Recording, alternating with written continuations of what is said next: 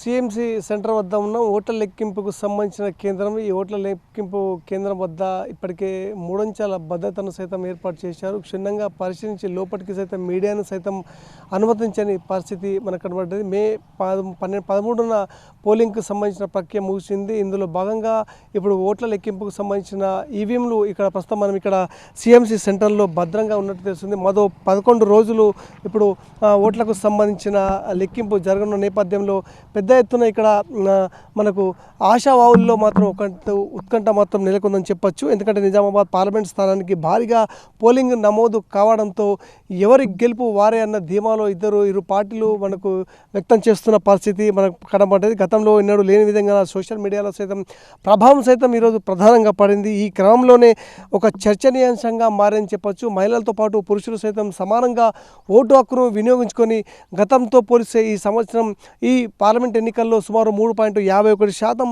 అత్యధికంగా పోలింగ్ నమోదైంది. ఎందుకంటే ఓవరాల్గా నిజామాబాద్ పార్లమెంట్ సెగ్మెంట్ పరిధిలో 71.92% పోలింగ్ నమోదు కాగా అటు గతంలో పోలిస్తే ఈ సంవత్సరం 3.52% ఎక్కువగా నమోదైందని చెప్పేసి పార్టీల్లో ఇద్దరి మధ్య చర్చ మాత్రం జోరుగా సాగుతుందని చెప్పొచ్చు. ఆయా పార్టీ నాయకులు కార్యకర్తలు ఓట్లు అనుకూలంగా వస్తాయని చెప్పేసి ఎవరికి వారు లెక్కలు వేసుకుంటూ టెన్షన్ పడుతున్న పరిస్థితి మనకు ఇక్కడ స్పష్టంగా కనబడుతుంది. శాసనసభ ఎన్నికల మాదిరిగానే లోక్సభ ఎన్నికల్లో పోలింగ్ సైతం భారీగా నమోదైందని చెప్పొచ్చు. ఎందుకంటే ప్రధానంగా 2019 ఎన్నికల్లో పోలిస్తే 3.55% ఎక్కువగా పోలింగ్ నమోదైందని చెప్పేసి ఇటు విశ్లేషకులు సైతం చెప్తున్న పరిస్థితి ఇక్కడ. ఇందులో మహిళా ఓట్లు భారీగా పడ్డాయి. ఎందుకంటే పురుషులతో పోలిస్తే 1,21,158 ఓట్లు అత్యధికంగా పోలేనట్టు మనకు తెలుస్తుంది. ఎందుకంటే నిజామాబాద్ లోక్సభ పరిధిలోని అన్ని శాసనసభ సెగ్మెంట్లలోని మహిళా ఓట్లే ఎక్కువగా నమోదయ్యారు. ఇందులో భాగంగానే పూర్తిగా గ్రామీణ నియోజకవర్గాలతో పాటు రూరల్ సెగ్మెంట్ పరిధిలో పురుషుల ఓట్లు 82,547 నమోదయ్యాయి. కాగా మహిళల ఓట్లు ఏకంగా 1,08,702 నమోదైనట్టు మనకు ఇక్కడ తెలుస్తుంది. ఈ ట్రెండ్ పట్టణాల్లో సైతం ఇదే ట్రెండ్ నడిచిందని చెప్పొచ్చు. గ్రామీణ ఓటర్లు ఒకవైపు ఏ విధంగా తీర్పుని ఇవ్వబోతున్నారో పట్టణ ఓటర్లు సైతం ఆ దిశగానే ఇటు ముందుకు పోతున్న పరిస్థితి మనకు కనబడ్డది.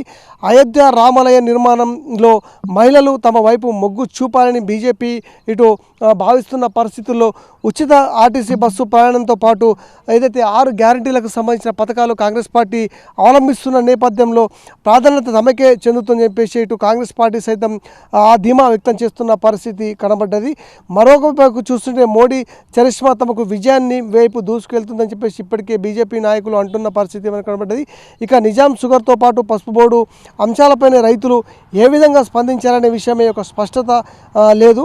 గల్ఫ్ బీడీ కార్మికులు ఎటుమొగ్గు చూపారే నాడి దొరకని పరిస్థితి మనకు కనబడ్డది. ఈ విధంగా ఓవరాల్గా చూస్తుంటే మనకు పార్లమెంటు 7 సెగ్మెంట్ పరిధిలో పరిస్థితి మాత్రం ఇక్కడ భిన్నంగానే ఉందని చెప్పొచ్చు. ప్రధాన పార్టీలో అటు కాంగ్రెస్ వర్సెస్ ఇటు బీజేపీ తీవ్రంగానే ఎవరికి వారు ధీమా వ్యక్తం చేస్తున్న పరిస్థితి మనకు కనబడ్డది. ఇప్పటికే ఓవరాల్గా పార్లమెంటు పరిధిలోని అన్ని ప్రాంతాల్లో 7 నియోజకవర్గాల్లో భారీగా ఇటు బీఆర్ఎస్ పార్టీకి సంబంధించిన ఓట్లు క్రాస్ అయినట్టు మనకు ప్రాథమికంగా అంచనాలు సైతం జరుగుతున్న పరిస్థితి మనకు కనబడ్డది.